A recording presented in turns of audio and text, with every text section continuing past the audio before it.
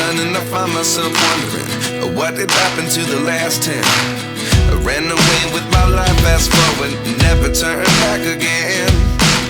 It's kind of funny that the more we pass time, the more we need to set them rewind. And 19 was the year I had to leave you, but now I'm seeing all the signs. Is this really happening? I can't believe